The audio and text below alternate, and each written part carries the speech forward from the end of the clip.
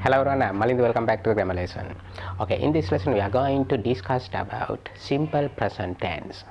Okay, in this lesson you will learn about in which situations can we use simple present tense, how to make negative statement, and how to ask questions with simple present tense. Okay, first of all let's talk about uses of simple present tense. Simple present tense we use to express habits and routines. Okay, let's look at some examples. Look at these examples. I drink tea every morning. Mike visits his parents on weekend. They study English every Monday. I always study hard for exam. Okay, when you look at these all examples, these are not happening right now. These are habits and action occur regularly. So we usually use time expression like every morning, on weekend, always, often, rarely, or sometime to indicate time. Okay everyone, now let's look at the structure of simple present tense. Simple present tense comes with a subject plus verb based form. When you use plural subjects such as I, you, we, they, we use verb based form. When you use singular subject, we add s, es or ies into the verb based form. Look at the first example. I drink tea every morning. Here is subject plural, so we use verb based form drink. Second example, Mike visits. So here Mike is the singular subject, so we use verb based form add s, visits. The third example, they study English every Monday. So here there is the subject plural, so we use verb based form study. The last example, I always study hard for exam. Here I is subject plural, so we use verb based form study. Okay everyone, these all examples talk about habits. Okay everyone, now we are going to identify another usage of simple present tense. Simple present tense we use to talk about permanent situations.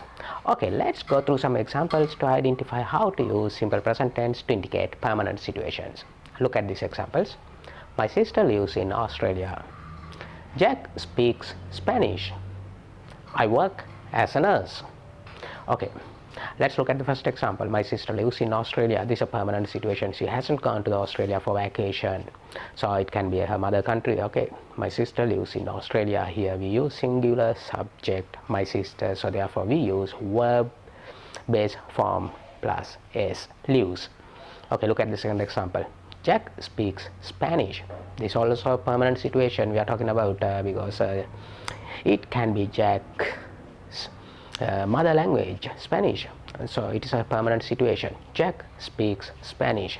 Jack is a singular subject, so therefore we use verb based form plus s, speaks. Okay, consider last example. I work as a nurse. This also a permanent situation we are talking about. It is not my temporary job, it is a permanent job, so therefore I work as a nurse. Here I is the subject plural, so therefore we use verb based form work. Okay, when we consider these three examples, it's clear we use this simple present tense to indicate permanent situations.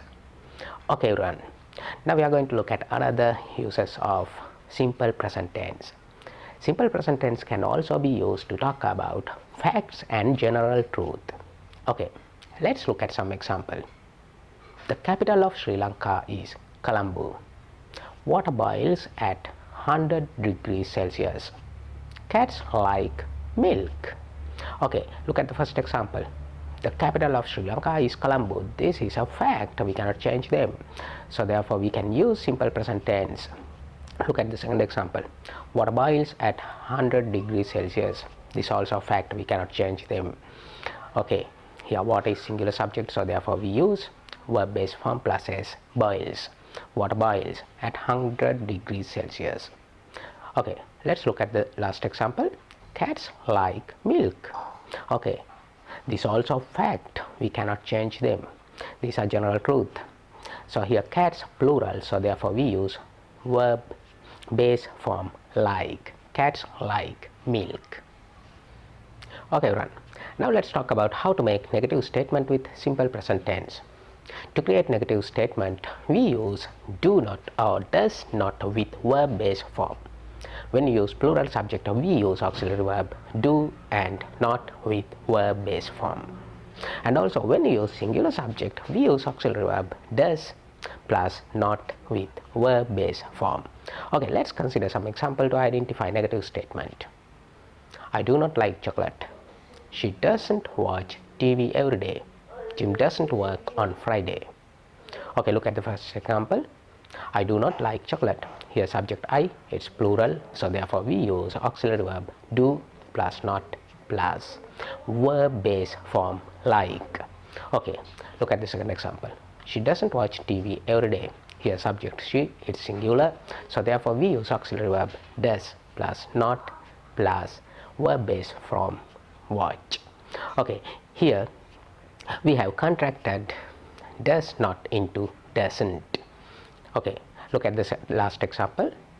Jim doesn't work on Friday. Here also Jim is the subject, it's a singular subject, so therefore we use auxiliary verb does plus not plus verb base form work. Okay everyone, when you consider this all example, it's clear when we use negative statement, we use auxiliary verb do not or does not with verb base form. Okay, now we are going to consider how to ask questions with simple present tense. When we ask question, we use auxiliary verb do or does at the beginning of the sentence, then comes subject and verb base form. Look at these examples. Do you like chocolate? Does she speak English? Look at the first example. Do you like chocolate? Here we use auxiliary verb do at the beginning of the sentence because we are going to ask question, and then comes subject and after appear verb base form like.